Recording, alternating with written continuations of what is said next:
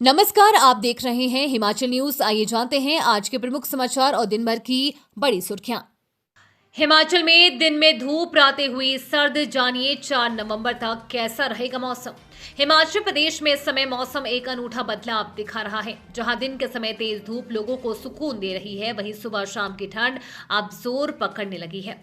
मौसम विभाग ने संकेत दिया है कि 4 नवंबर तक राज्य का मौसम मुख्य रूप से साफ रहेगा और इस अवधि में बारिश या बर्फबारी की कोई संभावना नहीं है। पहाड़ों पर बढ़ी गलन, मैदानी इलाके अभी भी सुहावने। राज्य के प्रमुख पर्यटन केंद्र जैसे शिमला और मनाली में रातें अब काफी ठंडी हो गई है।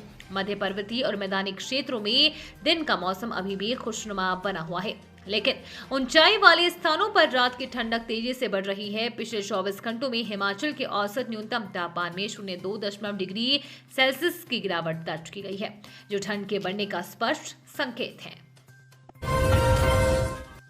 जयराम ठाकुर बोले, सीएम सुक्खू को अपने प्रदेश से ज्यादा बिहार चुनाव की चिंता। पूर्व सीएम एवं नेता प्रतिपक्ष जयराम ठाकुर ने सीएम सुखविंदर सिंह सुक्खू के बिहार चुनाव प्रचार में जाने को लेकर तंज कसा है। मंडी में जयराम ठाकुर ने कहा कि सीएम सुक्खू को अपने प्रदेश से ज्यादा बिहार चुनाव की चिंता सता रही है। उन्होंने पूछा कि क्या सीएम की नजर में प्रदेश में आपदा से ज्यादा बिहार चुनाव प्राथमिकता में है। यहाँ सरकार ने डिजास्टर एक्ट लगा रखा है और उसकी आड़ में पंचायत और नगर निगमों के चुनावों को टालने का काम किया जा रहा है, लेकिन आपदा प्रभावितों की तरफ सरकार का कोई ध्यान नहीं है।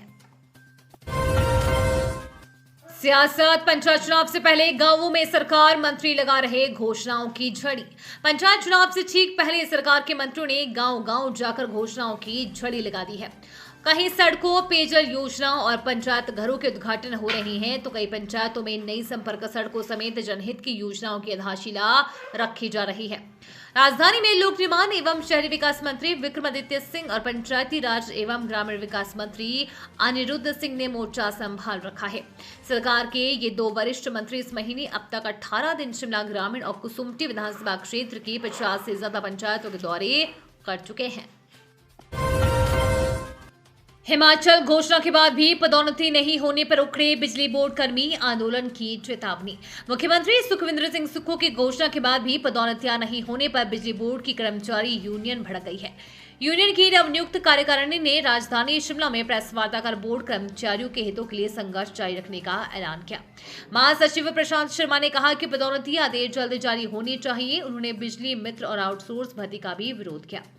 यूनियन के प्रदेश अध्यक्ष नीतीश भारद्वाज, महासचिव प्रशांत शर्मा और पूर्व महासचिव हीरा लाल वर्मा ने बुधवार को प्रेस वार्ता में बताया कि 15-16 अक्टूबर को हुए यूनियन के 2 दिवसीय अधिवेशन में 35 पदाधिकारी चुनकर आए हैं। नई कार्यकारिणी के लिए 10 पुराने पदाधिकारियों ने यूनियन के लिए अपनी अहम सेवाएं देने के बाद नए कार्यकर्ताओं को जिम्मेदारी सौंपी है।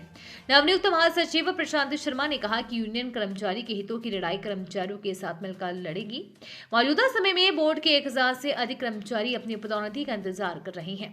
अधिवेशन के दौरान मुख्यमंत्री सुखविंदर सिंह सुक्खू ने घोषणा करते हुए कहा था कि कर्मचारियों व तकनीकी कर्मचारियों की लंबे समय से रुकी पदोन्नतियां तत्काल प्रभाव से होंगी, लेकिन हैरानी की बात है कि अधिवेशन के 14 दिन बाद भी पदोन्नति आदेश जारी नहीं हुए हैं। शिमला में सड़क हादसा। खलीनी में कार और स्कूटी के बीच हुई जोरदार टक्कर। पहाड़ों की रानी शिमला की शांत सुबह आज खलीनी क्षेत्र में उस वक्त हड़कंप में बदल गई जब एक तेज रफ्तार कार और एक स्कूटी में भयानक टक्कर हो गई। ये दुर्घटना इतनी भीषण थी कि दोनों वाहन पूरी तरह क्षतिग्रस्त हो गए और मलबे में तब्दील होते होते बचे। प्रत्यक्षदर्शियों के अनुसार खलीनी के समीप ये दुर्भाग्यपूर्ण टक्कर हुई, जिसकी आवाज दूर तक सुनाई दी। टक्कर की तीव्रता का अंदाजा इसी बात से लगाया जा सकता है कि स्कूटी किसी खिलौने की तरह दूर जा गिरी और कार के अगले हिस्से को भी भारी नुकसान पहुंचा। वाहनों के परखच्चे उड़ गए और सड़क पर शीशे तथा धातु के टुकड़े बिखर गए।